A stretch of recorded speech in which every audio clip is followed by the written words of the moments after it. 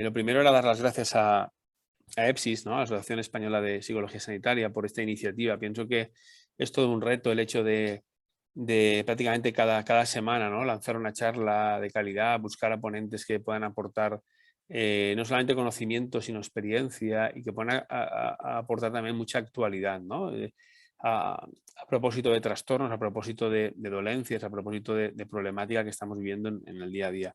Yo he elegido una, un tema del cual, pues bueno, soy experto porque llevo años en el tema, llevo ya casi 20 años ejerciendo la neuropsicología, tanto a nivel hospitalario como a nivel privado y bueno, son muchos pacientes ya, ¿no? Y trabajando en muchas unidades de neurología, unidades de demencia. Entonces he elegido sobre todo el tema de lo útil y lo importante que es una buena valoración neuropsicológica en determinados pacientes, ¿no? Cómo puede aportar muchísimo tanto al diagnóstico precoz como al tratamiento. Y sobre todo lo que quiero evidenciar esto es a través de algunos ejemplos clínicos, ¿no? Para la gente que no me conozca voy a hacer una pequeña presentación, ¿vale? Mía, rápido, para que situéis un poco por qué acumulo esta experiencia y dónde acumulo y un poco estos casos a propósito de por qué los saco, ¿vale?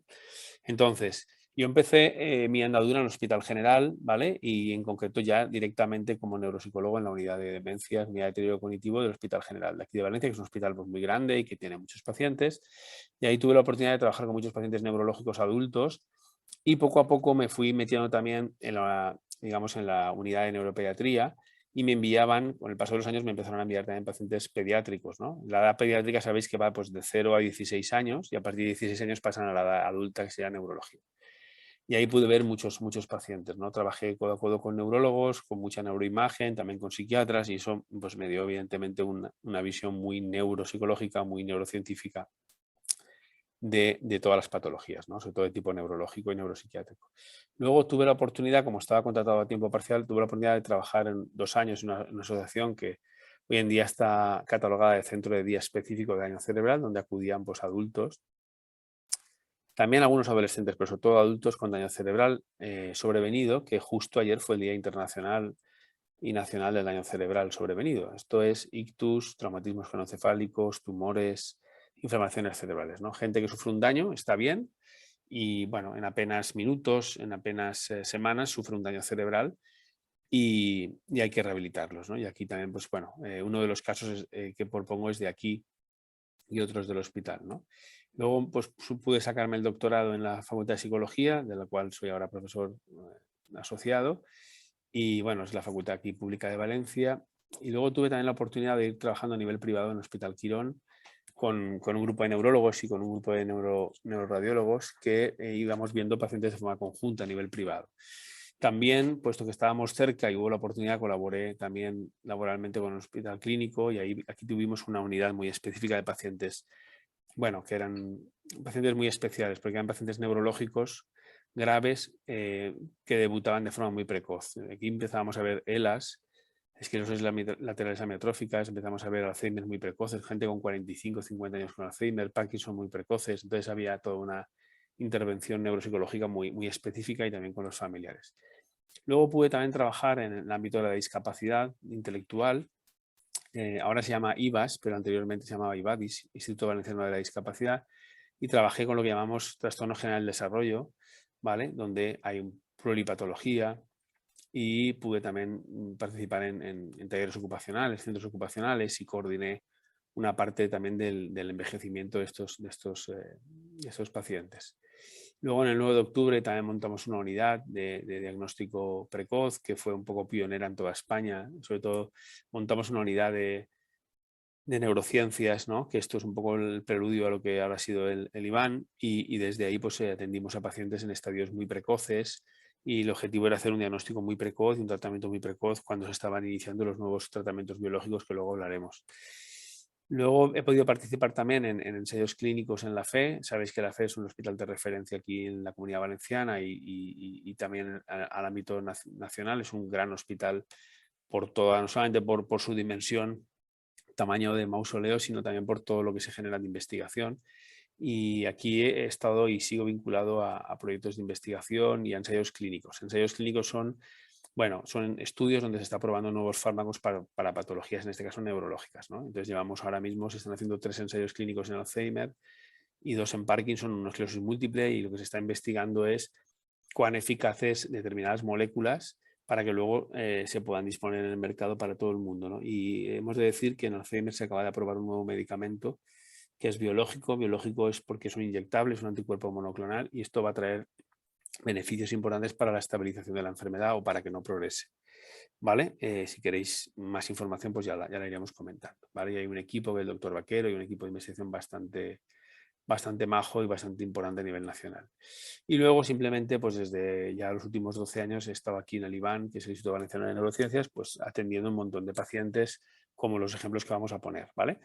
Aquí comentar que siempre he trabajado en un equipo multidisciplinar, pero desde aquí pues me es más fácil, puesto que disponemos de neurología, psiquiatría, logopedia, neurorehabilitación, fisioterapia, neuropediatría. Es decir, somos un conjunto de profesionales del ámbito de las neurociencias donde el paciente puede rotar y puede circular para ser mejor diagnosticado, mejor atendido y hacer un abordaje integral, ¿no? Que es un poco el final, la conclusión de lo que quiero establecer. Bueno, yendo al objeto de la charla, digamos que el objetivo es ver hasta qué punto, ¿no?, una buena evaluación neuropsicológica o un buen neuropsicólogo o neuropsicóloga cómo puede aportar muchísimo a un diagnóstico, ¿no? Entonces, yo divido en la parte de diagnóstico porque veremos que los test bien evaluados, bien dirigidos, bien seleccionados pueden ser un predictor muy precoz de ese diagnóstico, y al mismo tiempo lo vamos a contrarrestar frente a un biomarcador, ¿no? Entonces vamos a ver cómo la evaluación neuropsicológica tiene resultados tanto más potentes que un biomarcador, como puede ser el PET-amiloide u otras pruebas que son mucho más caras y que son importantes, pero no más importantes que un buen estudio neuropsicológico. Y vamos a ver cómo en ensayos clínicos esto se demuestra. Es decir, en investigación de vanguardia, la variable principal vais a ver que es el estatus cognitivo o el nivel neuropsicológico del paciente para determinar si un fármaco está siendo efectivo o no, o está siendo tóxico o no, y si finalmente va pasando de fases, ¿no? Sabéis que para que un fármaco salga al mercado, muchas veces tiene que pasar entre 10, 12 y hasta 15 años de investigación. Y aquí los neuropsicólogos estamos siendo vitales en enfermedades neurológicas, interviniendo en la evaluación. Entonces, una buena evaluación, un buen diseño de evaluación y unos buenos test seleccionados son los que van a acabar definiendo, y las variables que van a ver diciendo si un fármaco es eficaz o no, ¿vale? Y en el tratamiento, cuando ya hablamos de tratamiento de pacientes neurológicos, neuropsicológicos, neuropsiquiátricos, evidentemente el neuropsicólogo o la neuropsicóloga que tiene un conocimiento amplio de neuroanatomía, de lesiones, de psicología clínica, ¿vale? De psicología cognitiva, va a poder diseñar todo ese programa de estimulación, ¿no? Junto con otros profesionales como la logopeda, el fisio, terapeuta ocupacional, etcétera. Y también vamos a ver cómo los test neuropsicológicos son muchas veces los principales herramientas para monitorizar el seguimiento del paciente, ¿vale? ¿Por qué planteo esto? Hombre, porque evidentemente la evaluación neuropsicológica tiene una serie de propiedades, ¿no? De tipo psicométrico, fiabilidad, validez, consistencia interna, que dan una garantía, obviamente, de los resultados y del seguimiento de esos resultados. Tienen sensibilidad, tienen especificidad, son herramientas muy testadas y que son tanto más válidas e importantes que otros biomarcadores como una resonancia, como una punción lumbar, etcétera, ¿no? Entonces aquí poner en valor, y lo voy a demostrar con un par de casos, poner en valor la eficacia y la idoneidad de este tipo de pruebas, ¿vale? Y muchas veces evitan, ¿no?, o tienen menos falsos positivos que los propios test, perdón, que los propios biomarcadores, como luego comentaremos, o como otras herramientas de evaluación. Bien, esto se remonta a hace muchos años. Aquí os pongo la foto de Peña Casanova, que sabéis que es un neurólogo, pero un neurólogo que ha dedicado gran parte de su trayectoria, diría casi toda su trayectoria profesional, a validar test. Lleva en cabeza desde hace muchísimos años, desde que yo empecé, y yo voy camino de 20 años, ya empezaba el proyecto Neuronorma, que es un proyecto que intenta, digamos, testar o validar todos los test neuropsicológicos, ¿no?, en muestra española, etcétera, y que es un proyectazo que lleva, pues eso, más de 15 años, sí, entre 15 y 20 años de evolución. Aquí, por ejemplo, en este estudio multicéntrico español, aparecen los principales y las principales neurólogos, neurólogas de España dedicadas al tema, y vemos como el ámbito de la neurología presta mucha atención a la neuropsicología. Sabéis que Peña Casanova con el cual he podido compartir algunas charlas y ponencias, es el creador del test Barcelona, que es un test muy, muy reconocido y que se ha elegido un poco en la persona, un poco en el liderazgo en España de toda esta validación, ¿no? Y que muchos ensayos clínicos han utilizado y siguen utilizando sus test y sus validaciones y sus baremos para confirmar pues, evolución, afectación, mejoría, etcétera, ¿vale? Bien, decíamos por qué utilizar test neuropsicológicos. Pues yo voy a demostraros a lo largo de la charla que evidentemente son herramientas muy económicas. Los test son herramientas muy económicas respecto a, a lo que puede ser una resonancia, lo que llamamos neuroimagen estructural o funcional, o a pruebas más biológicas como punción lumbar o otras pruebas, ¿no? Y además se requiere pues eso, un profesional experto en neuropsicología frente a los biomarcadores. Entonces vamos a ver que tanto en coste-eficacia una buena evaluación de neuropsicología puede ser vital para un buen diagnóstico, para un buen tratamiento y para un buen seguimiento del paciente. Y no haría falta gastar más dinero ni más recursos y no son estos recursos menores en eficacia ni en calidad frente a unos biomarcadores. Evidentemente la suma de ambas partes pues sería la situación ideal, ¿no? Pero no siempre se dispone de todos los recursos en los hospitales y no siempre la gente a nivel económico puede armar toda esta evaluación y a veces tiene que elegir entre una opción u otra. ¿Vale? Bien, un ensayo clínico, como os decía, sufre muchas fases, ¿no? Y acabamos teniendo un medicamento eficaz, pero en ese medicamento eficaz, ¿vale? Pasan como 15 o hasta 20 años de investigación en una molécula que sufre varias fases, ¿no? Hay hasta 5 fases, ¿no? Ahora mismo en la FE, como comentaba, estamos en una fase 3 y una fase 4, a punto de comercializar un fármaco de Alzheimer, donde los psicólogos, en este caso neuropsicólogos, que hemos sido 3, hemos tenido un impacto y un trabajo vital, porque, como digo, es la variable principal. Por tanto, esa evaluación de neuropsicología cada vez más a nivel internacional se viene reconociendo como algo fundamental, ¿no? Y como pone aquí en algunos artículos, un puente entre cerebro y conducta. Esto es importante. Entonces, si entramos a hablar de evaluación neuropsicológica, bueno, pues la mayoría de vosotros entenderá o conocerá que son test, ¿de acuerdo? Pruebas de todo tipo que evalúan las funciones cognitivas superiores, pero no solamente. Se tiende a caer en el error cuando se habla de evaluación neuropsicológica de pensar que es una evaluación neurocognitiva. Y no, una buena evaluación neuropsicológica tiene que tener una parte evidentemente neurocognitiva, cognitiva, funciones superiores, que ahora hablaremos, pero tiene que tener también una valoración, ¿vale?, conductual o emocional del paciente, que puede condicionar o no o sesgar los resultados, y tiene que tener también una valoración conductual, ¿no? Conductual o de tipo más psiquiátrico y funcional. Entonces, esto es muy importante, ¿no? Entonces, para evaluar simplemente a modo de introducción, pues hay que tener variables del sujeto, ¿no? Qué rasgos premovidos tiene, qué características demográficas de edad, de enfermedades, qué nivel de evaluación vamos a utilizar, cuánto tiempo disponemos. Sabéis que hay varios niveles, esto es importante, ¿no? Tenemos test más breves porque tenemos poco tiempo, test más generales, test más específicos, incluso test de investigación, ¿no? Y qué tipo de pruebas utilizamos. Esto es importante. Es decir, aquí, antes de evaluar, como todo, hay que planificar bien y seleccionar bien qué tipo de pruebas. Aquí empieza realmente la labor de un neuropsicólogo en decir, bueno, qué tenemos por delante para evaluar y qué tipo de herramientas son las mejores, ¿no?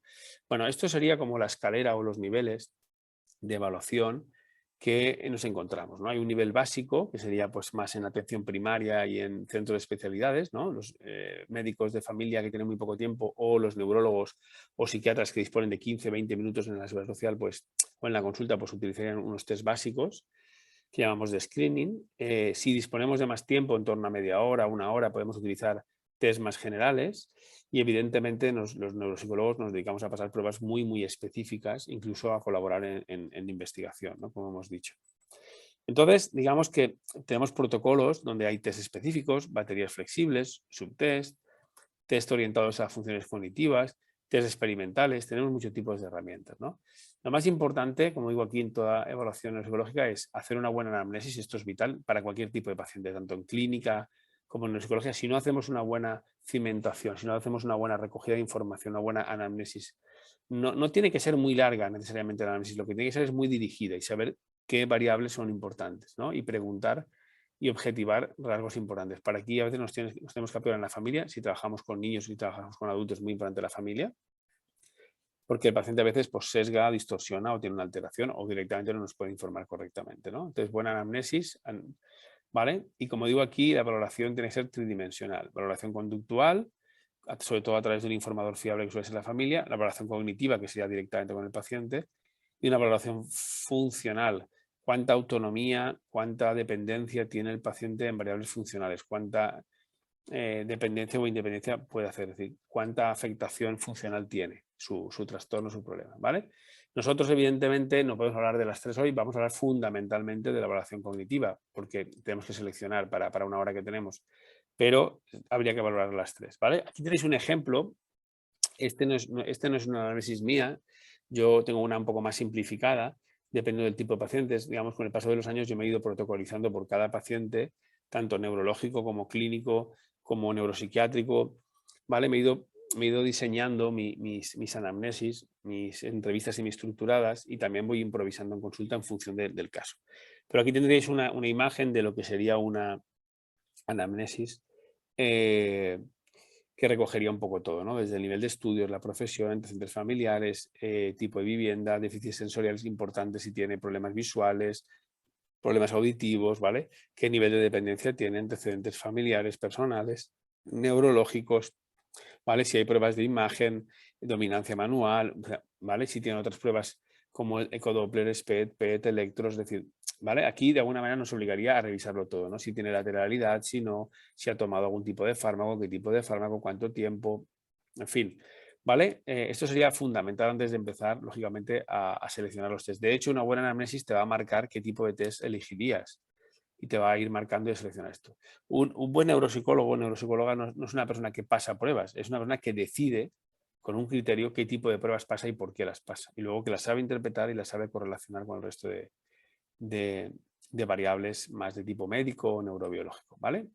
Hemos dicho que no solamente evaluaremos la parte cognitiva, yo siempre empiezo haciendo la anamnesis, a continuación lo que hago es valorar el estado de ánimo, porque eso puede sesgar la evaluación, no es lo mismo evaluar a un paciente neurológico de tipo depresivo o que esté con una bulia o con una apatía muy marcada o que esté con mucha anedonia, que evaluar a un paciente, por ejemplo, hiperactivo o eufórico o en fase maníaca, evidentemente, o que esté completamente con alteración de conciencia. Entonces, lo primero es ver a nivel anímico, emocional, conciencia, cómo está, ¿no? Y aquí tenemos un montón de test, pues de personalidad, de conducta, estado emocional, que yo no voy a entrar a explicar, pero que hay muchísimos, tanto del ámbito clínico como del ámbito neuropsiquiátrico. Aquí pongo las siglas de algunos de ellos, ¿vale? Y, bueno, tenemos bastantes, ¿no? De tipo más psicológico, de tipo más neurológico. Aquí pongo la portada de alguno de ellos para que si veis el vídeo posteriormente podáis ver un poco, visualizarlo.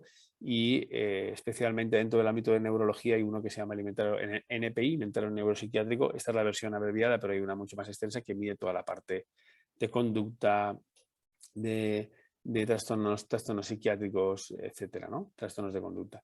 Y es muy importante porque reúne en una misma escala muchos síntomas, muchas alteraciones de conducta que se dan tanto en población adulta como en población infanto-juvenil, ¿no? Aquí tenéis una escala de presión geriátrica, en fin. Más allá de eso, las pruebas tienen que ser guías. Yo siempre digo que un test es como una guía que permite, es un pretexto, una excusa que, aparte de objetivar cuantitativamente una información, permite guiarnos en qué tipo de pruebas, qué tipo de preguntas debemos de hacernos. Al final es como una suma, ¿no? Vamos encontrando hallazgos que nos permiten plantear nuevas herramientas que nos van a dar más información y así hasta llegar a un diagnóstico más definitivo.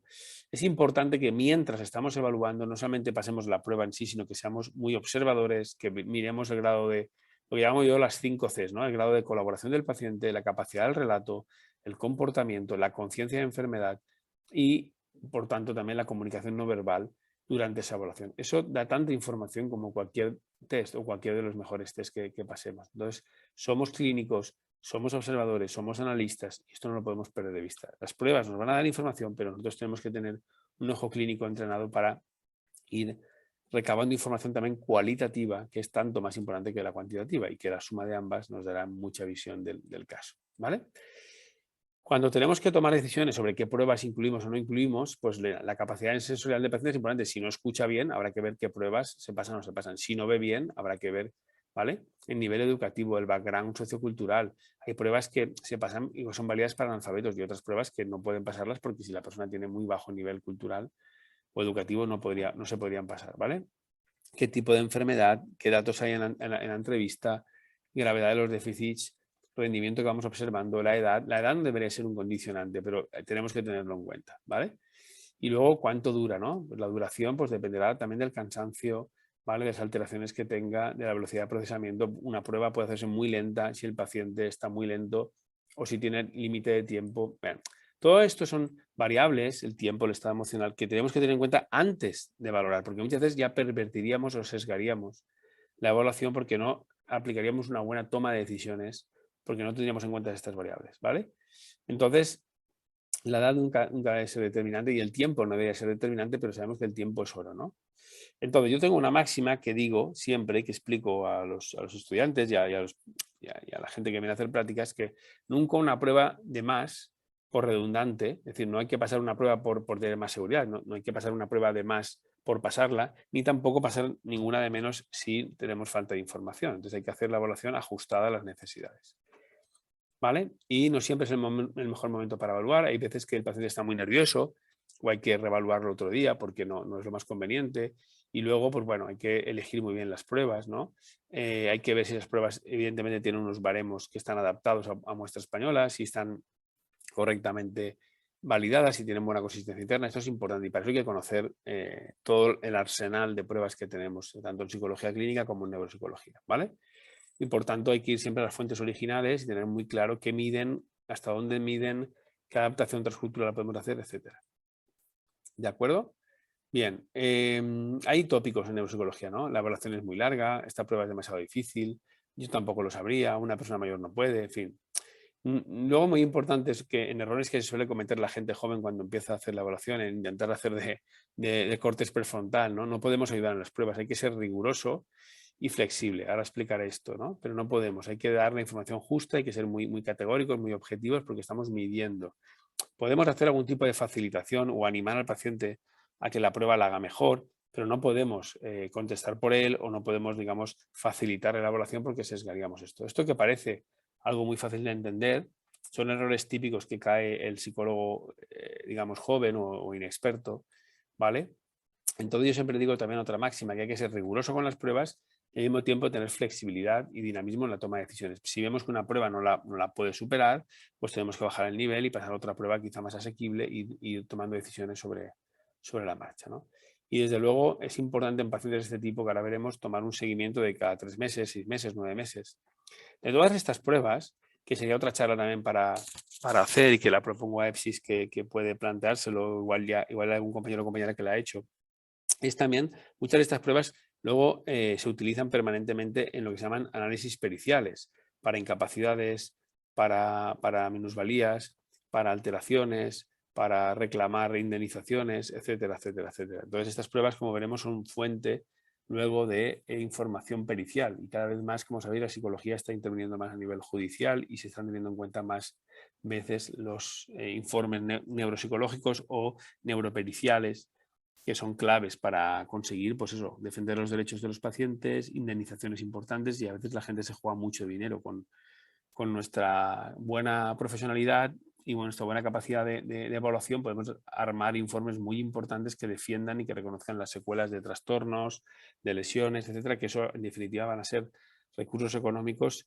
y bueno, pensiones e incapacidades muy importantes, de que muchas veces son de por vida, ¿vale? Entonces recordar esto de ser rigurosos pero flexibles.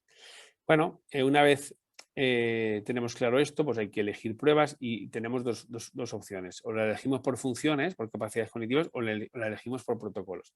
Yo no soy amante de los protocolos. Contra más estanco o más estático es un ordenamiento de evaluación, para mí es peor. Yo creo que el buen clínico y el buen neuropsicólogo tiene que saber elegir y tener flexibilidad para elegir las pruebas. Entonces yo me baso más en un criterio por funciones. Y en esas funciones sabéis que, bueno, estas son algunas, no están todas, pero sabéis que tenemos, pues eso, orientación, ¿no? Temporoespacial y personal, atención en todos sus componentes, dividida, sostenida, alternante, memoria, todo tipo de memorias, lenguaje, que es tremendo la evaluación que podemos hacer del lenguaje, todos los parámetros del lenguaje, praxias, función visoespacial, visoperceptiva, visoconstructiva, cálculo en todas sus modalidades, funciones ejecutivas, etcétera, etcétera, ¿vale?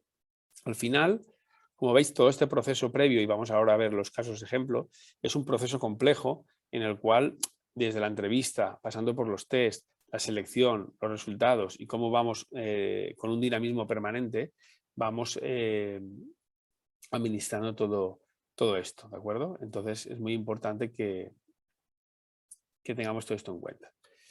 Vale, como hemos dicho, es un tema complejo de realizar. Tiene una aproximación, como digo, multidimensional. Hay que interrelacionar mucha información, pero todo esto nos va a dar, pues esto, mucha calidad en los resultados, ¿no? Y recordar que hay que ser riguroso, flexible y a poder ser, pues acumular experiencia que nos va a dar, ¿no? Un perfil de evaluación muy, muy, muy profesional, ¿vale? Esto es muy importante que lo tengáis en cuenta. Bien, ¿qué tipo de pacientes vemos? Pues vemos todo tipo de pacientes, es decir, pacientes candidatos a evaluación neuropsicológica o evaluación cognitiva hay muchísimos. Aquí pongo algunos, pero hay muchos más. Fijaros, todo tipo de enfermedades psiquiátricas, desde luego enfermedades psicológicas, enfermedades neurológicas, por supuesto, enfermedades sistémicas, que hay muchas, ¿no? Hay mucho EPOC, mucha enfermedad respiratoria. Ahora mismo en el IBAN estamos llevando un proyecto de COVID persistente, gente que tiene problemas neurológicos, problemas cognitivos, secuelas post-COVID. Lo hemos llamado el COVID persistente. Personas que más allá de los 6 meses del año siguen teniendo secuelas, como digo, cognitivas, respiratorias, neurológicas, emocionales, y estamos aportando informes muy válidos. De esos informes mucha gente está consiguiendo la incapacidad, desde luego permanecer de baja, pues son pacientes que no están recuperados y se les está forzando a estar de alta o en cierta presión. Muchos de ellos cumplen criterios de incapacidad. Por lo tanto, esto es importante que lo tengamos en cuenta, ¿no? Pero también tenemos mucha gente medicalizada y tenemos fármacos que provocan iatrogenia, interacción negativa farmacológica, y también hay que evaluarlos. Tenemos mucha gente con abuso de sustancias, ¿no? Con drogas, todo tipo de drogas o sustancias tóxicas, marihuana y cocaína, el consumo es pandémico, alcohol, alcoholismo y otro tipo de sustancias también acaban viniendo a consulta para hacer evaluación neuropsicológica, golpes en la cabeza, daño cerebral, traumatismos, ictus, infecciones, anoxias, el propio envejecimiento patológico, enfermedades neurodegenerativas, bueno, en definitiva muchas alteraciones, ¿no? Nosotros nos vamos a centrar en nuestros casos, en los dos que voy a proponer, en enfermedades neurológicas, ¿vale? Degenerativas, pero podríamos hablar de multitud de casos.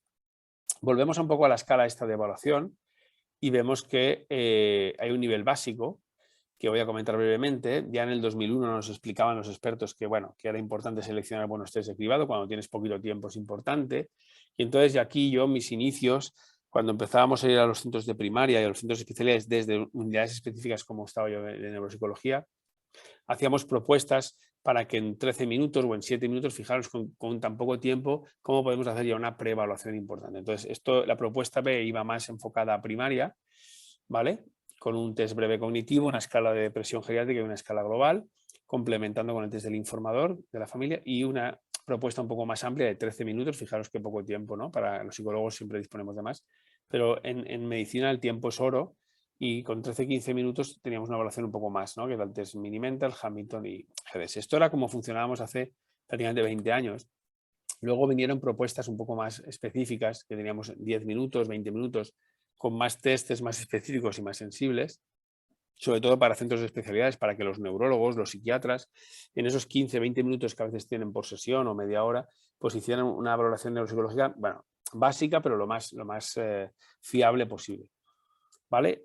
A todo esto, en los últimos años, en los últimos 15 años, han salido test de cribado muy importantes. Aquí os pongo los principales, ¿no?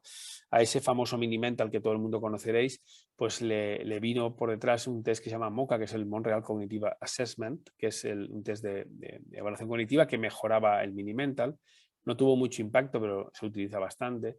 Luego vino un test de Buske, que este es un test fundamental para valorar los diferentes alteraciones de memoria, que sabéis que es el síntoma capital en la enfermedad de Alzheimer y otros son los neurodegenerativos. Y también de aquí desde del grupo de Barcelona del Clinic de Molinuevo sacaron el TAM, que es el test de alteración de memoria. Bueno, no tengo tiempo de explicarlo, simplemente mostrar que hay nuevos tests, que cada 4 o 5 años van saliendo tests un poco más sensibles o más fiables, y que en especial yo recomiendo mucho el test de Buske cuando vemos este tipo de pacientes, ¿vale? Bueno, si nos ponemos a evaluar, y vamos a ello, ya entraríamos en un nivel lógicamente más específico que es el nuestro, ¿no? Que sería el general. Y esa evaluación neuropsicológica, como he dicho, tiene que ser tridimensional, ¿vale? E integral, integrar mucha información. Vale. La gente experta que estamos en este tipo de evaluaciones, perdonad. Vale, un momentito. Estoy ocupado aquí, ¿vale? Vale, disculpad que suena aquí el teléfono. Decía que la gente experta que nos dedicamos al tema de evaluación, al final lo que obtenemos son hojas de perfiles, ¿no? Como la gente que se dedica al ámbito infantil cuando saca el CI o los test de inteligencia, al final obtenemos como unas líneas, ¿no? Unos puntos de corte, unos baremos, que son muy importantes, ¿no? Aquí veis alguna de las gráficas que nos sacan como una hoja de perfil, hasta qué punto estamos dentro de la media para la edad, el sexo y el nivel de estudios, hasta qué punto estamos por debajo, puntos fuertes, puntos débiles del paciente, ¿no? Que puede ser un adolescente que estemos valorando sus competencias curriculares o académicas, o pueden ser pacientes que estemos más en el ámbito adulto de cara a un posible Alzheimer, una demencia, un ictus, etcétera, ¿vale? Una incapacidad. En cualquier caso, este llamado examen neuropsicológico se ha establecido en todo el planeta como una prueba absolutamente fundamental. Vale. Y nada, y aquí tenemos, bueno, uno de los test más utilizados con la figura compleja de Rey, ¿no? Fijaros cómo, a modo de introducción, voy a ir abriendo boca, como una prueba como el test de Rey, que puede parecer muy sencilla, ¿no? Que se hace una copia y luego una reproducción. Fijaros cómo mirar aquí, con un solo test, la misma paciente, ¿no? Aquí es en la izquierda es enero del 2005, cómo hace una copia, bueno, no del todo correcta respecto a la original, pero bueno, más o menos aceptable, con algo de temblor, algo de distorsión, pero la categoríamos, es un paciente que tiene deterioro cognitivo leve, ¿vale? Que es como la antesala, está a mitad camino entre la normalidad y la demencia, y fijaros cómo 10 meses después, el mismo paciente, de enero a noviembre, su copia, ¿vale? Que la tiene delante y la puede copiar, es mucho más alterada, y aquí ya cumpliría como criterios de demencia. Fijaros como un solo test ya puede darnos muchísima información de cómo es capaz de visoconstruir una figura respecto a otra, ¿vale? Y evidentemente si seguimos este paciente, ¿vale? Que cogí un paciente tipo, como en 2 años, en menos de 2 años, la alteración, en año y medio, 2 años, la alteración es completa o muy marcada, ¿no? Entonces aquí vemos simplemente en un test, y un test de copia, cómo el trastorno se puede ver claramente, ¿vale? Lo que nosotros buscamos con los test es un diagnóstico precoz. Entonces vamos a ejemplificar 2 casos. Estos 2 casos, uno fue del 9 de octubre de nuestra unidad de demencias, ¿vale? Y el otro fue de aquí del IBAN, ¿vale? Entonces vamos a ver 2 casos reales y con eso iremos terminando y generando debate. Nosotros hicimos una evaluación neuropsicológica, nosotros hemos ido informatizando todas las pruebas, todos los test, de forma que para agilizar todo esto, cuando el paciente vamos evaluándolo en tiempo real, metemos los resultados en la base de datos que ya está baremada, esto es un trabajazo que hemos hecho, está baremada, salen los baremos directamente. Entonces aquí veis, os he puesto un pantallazo para que podáis ver cómo hay una parte de datos clínicos, exploración clínica, exploración complementaria, neuropsicología y los bloques de test. Y aquí veis por áreas orientación, memoria, atención, ¿vale? Las puntuaciones ya pasadas a puntuaciones típicas, digamos, típicas y directas, ¿no? Estos serían puntuaciones sobre 10. Entonces aquí tiene un 6 sobre 10, un 5 sobre 10, un 7 sobre 10, ¿vale? Y luego se lo transforma. De forma que pasamos toda una evaluación completa y nos permite, digamos, generar una gráfica. Y el programa que hemos construido nosotros genera esta gráfica, ¿no? Entonces aquí vemos un punto central. Si os fijáis en la franja central que está en blanco, sería como el punto de corte, o ¿vale? Digamos que integra todas las escalas en una misma escala y saca una hoja de perfil. Entonces en el punto central sacaría el 5 o el centil 50. Todo lo que está a la izquierda, digamos, está preservado. Contra más a la izquierda, más sano, mejor resultado tiene. Todo lo que está más a la derecha de esta franja central tendría alteración. Entonces, ¿aquí qué vemos? Aquí vemos un paciente que en 2 bloques de áreas presenta una alteración, ¿vale? En concreto, es un tema de memoria, ¿vale? A corto plazo verbal, y también vemos que hay aquí una parte visoconstructiva y de función ejecutiva, ¿vale? Pero también vemos que tienen hasta 5 o 6 puntuaciones límite. Cuando hay puntuaciones límite en un paciente hay que sospechar que esto que hoy está en el límite, en algún momento no muy anterior en el tiempo, pudo estar normal, con lo cual esto hay que verlo no como una foto estática, sino como algo que se está moviendo, ¿vale? Pero quedémonos con este paciente, ¿vale? Que lo vimos ya hace años, en el 2011, y que presentaba aquí una serie de fallos, ¿vale? Además hicimos una prueba que aquí no se ve muy bien, ha perdido calidad, hicimos un PET cerebral, ¿vale? El cual ese PET cerebral daba, ¿vale? Daba normalidad, no daba ninguna patología. Entonces, la pregunta es, ¿vale? Y aquí confronto ambos parámetros, el parámetro más neuropsicológico frente al de neuroimagen. Entonces vemos y observamos que la neuropsicología nos marca como que hay un deterioro leve en alguna área. Esto, evidentemente, la gente que tenemos experiencia lo identificamos como que algo se puede estar iniciando porque no es estrictamente normal, o que puede haber algo que ha afectado al paciente y que puede ser reversible. Está en discusión, pero cuando tienes toda la historia clínica, pues bueno. Y sin embargo, cuando hicimos el biomarcador, la prueba del PET amiloide, que es una prueba muy específica, y la resonancia, nos daba que el paciente estaba normal. Entonces tenemos aquí un poco de incongruencia porque la clínica y la neuropsicología dice que este paciente puede empezar a tener algo, sin embargo, el biomarcador nos dice que no, que eso estaba normal. ¿A quién hacemos caso? Pues bueno, eso es lo que pasó, que informamos al paciente y dijimos, hombre, nosotros le recomendamos que de aquí 3 meses, 6 meses sobre todo, se haga una evaluación. Entonces la pregunta que yo lanzo aquí para agitar un poco el debate es ¿qué riesgo corremos si no hacemos nada? Es decir, como el biomarcador sale normal, pues no hacemos caso a la clínica, no hacemos caso a la neuropsicología. Este es un paciente real. Como esto tengo muchísimos, he elegido 2, ¿vale? Pues ¿qué pasa? Pues mira, esto es lo que pasó. Recordar, aquí abajo están las fechas, que este lo dimos en enero del 11, ¿vale? Y luego lo volvimos a ver porque volvió a consulta. Nosotros le reprogramamos una visita a los 6 meses, ¿vale? Para confirmar si había evolución o no.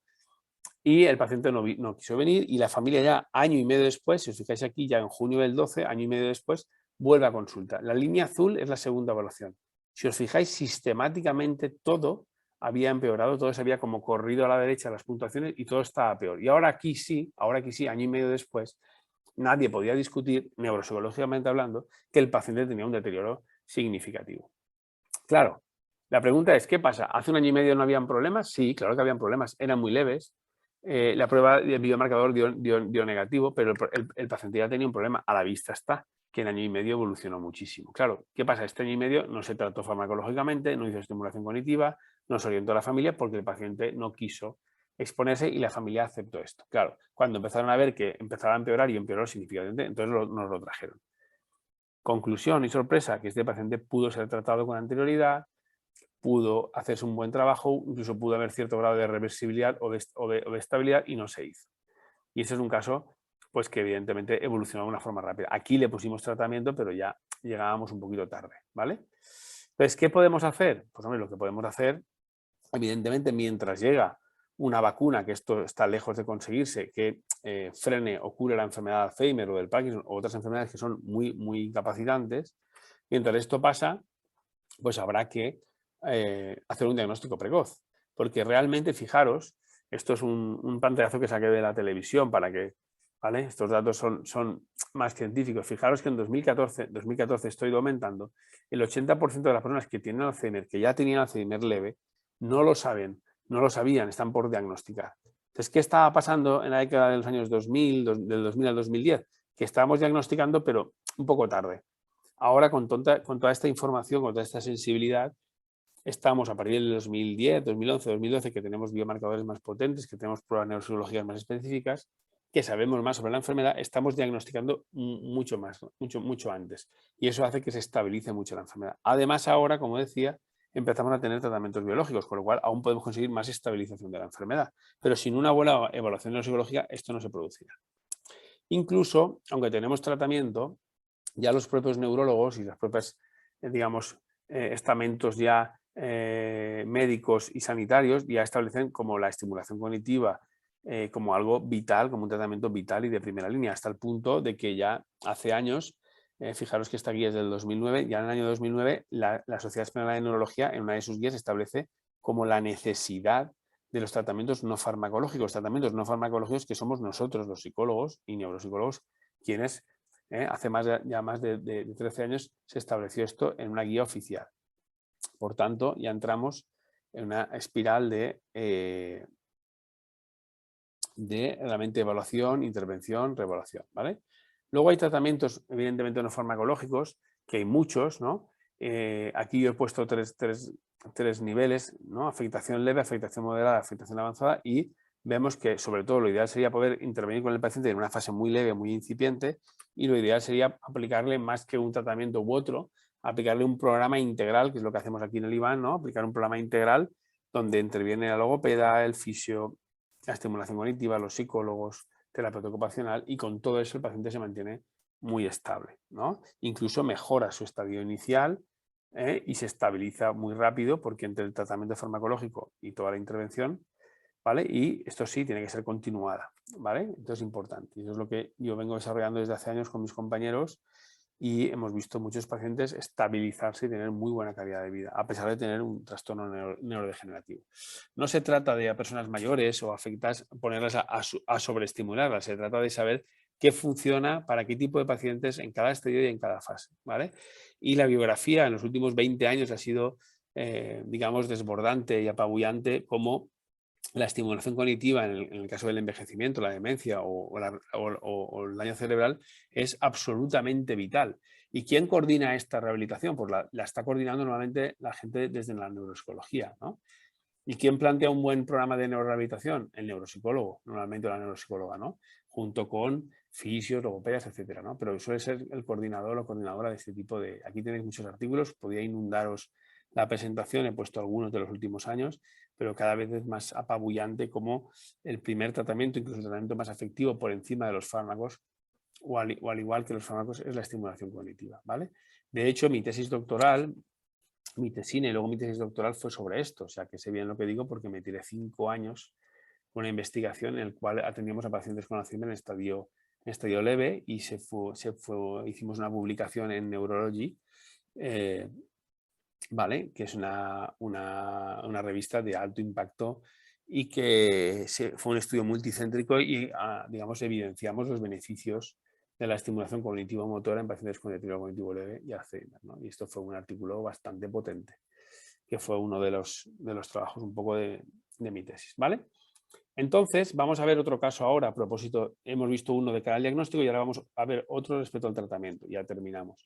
Entonces, está claro que es muy importante que el neuropsicólogo o la neuropsicología participe de cómo se tiene que rehabilitar o estimular al paciente, que ese abordaje debe ser integral, no puede ser parcial, que tenemos que tener en cuenta factores cognitivo-funcionales, conductuales y afectivos, y también incluir a la familia en ese tipo de intervención, que hay que combinar muchas técnicas: restitución, compensación, estimulación cognitiva, estimulación motora, adaptación de AVDs, reentrenamiento cognitivo, fisioterapia si hace falta, estimulación sensorial, bueno, en función de cada caso, ¿no? Incluir a la familia. Entonces, el tratamiento, como digo, debe ser integral y muy clave esto, personalizado. Entonces, vamos a ver un caso. Mirad, este es un caso muy parecido del 2013. Tiene mucho paralelismo con el caso anterior.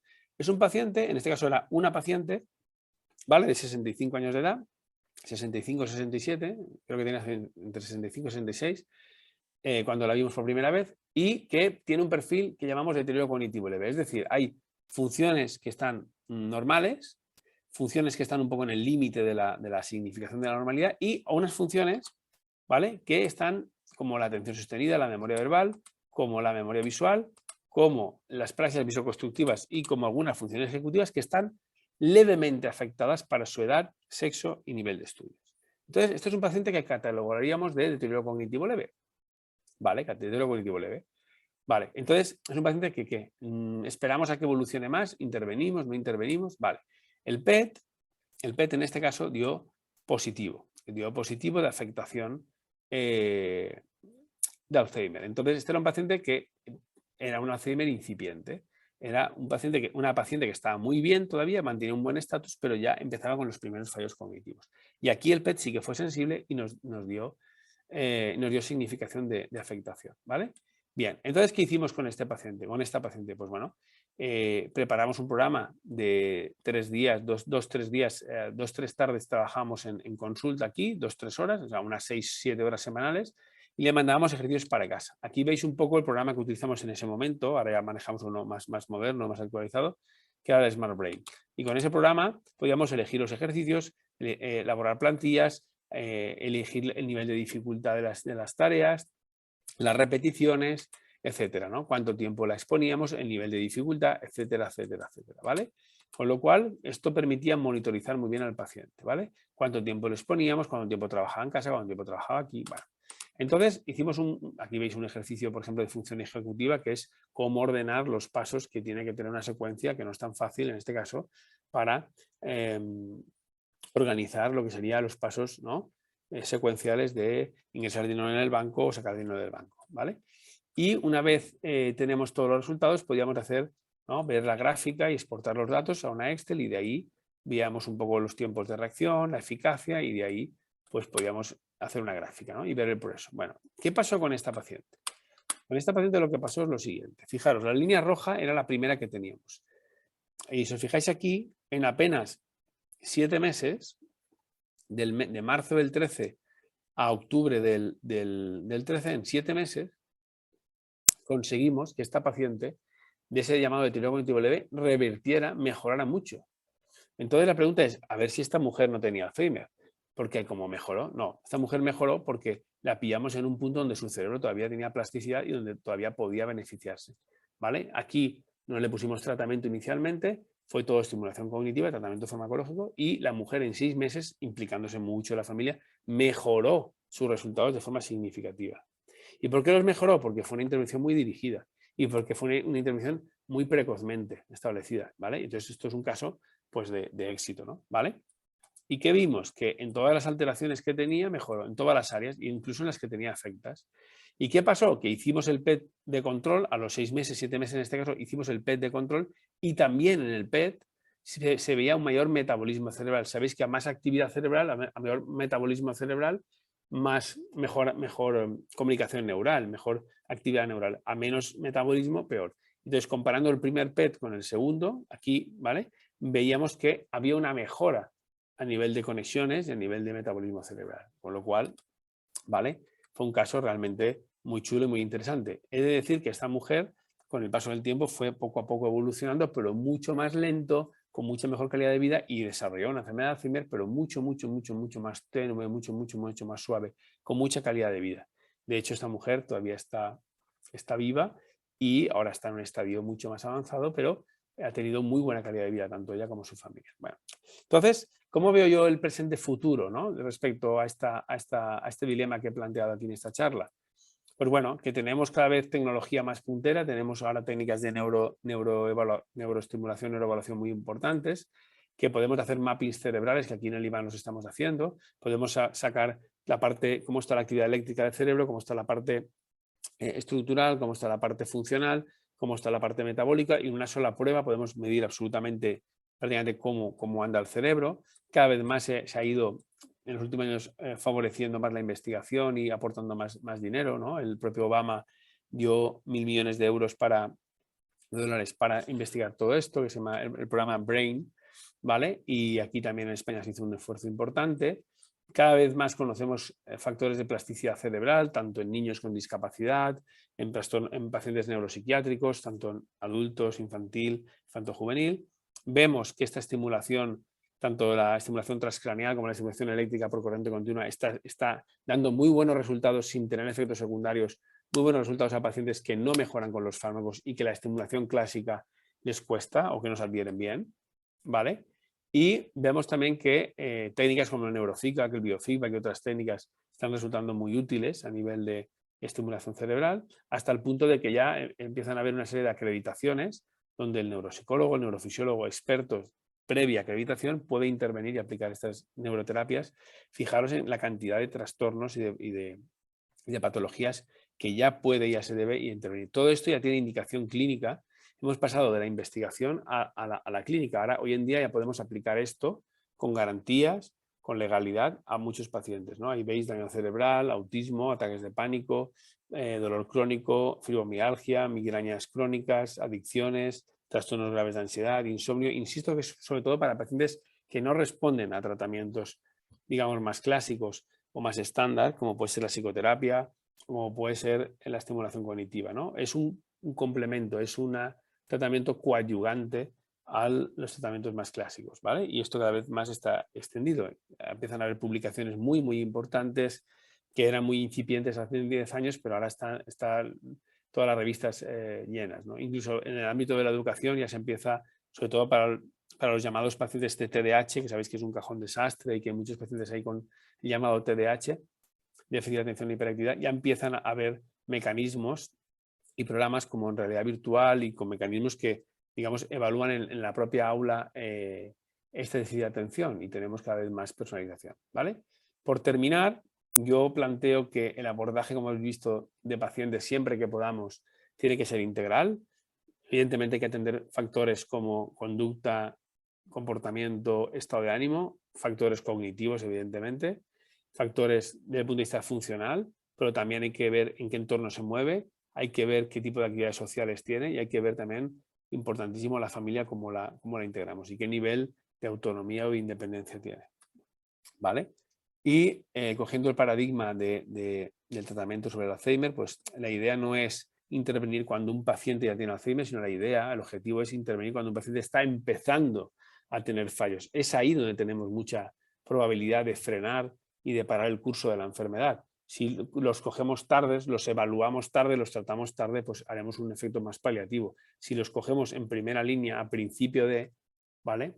Podemos hacer muchas cosas, pero para eso habrá que tener una buena evaluación neuropsicológica, que incluso vemos que los biomarcadores no lo consiguen detectar, ¿no? Incluso trabajar desde el envejecimiento normal.